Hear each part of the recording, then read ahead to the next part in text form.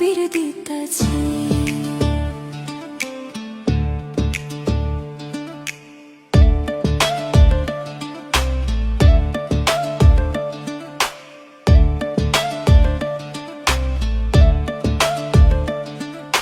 হুমায়ুন কবির স্যারকে আমরা সেলুট জানাই, এত সুন্দর কাম করিল মরজিদ বানাই।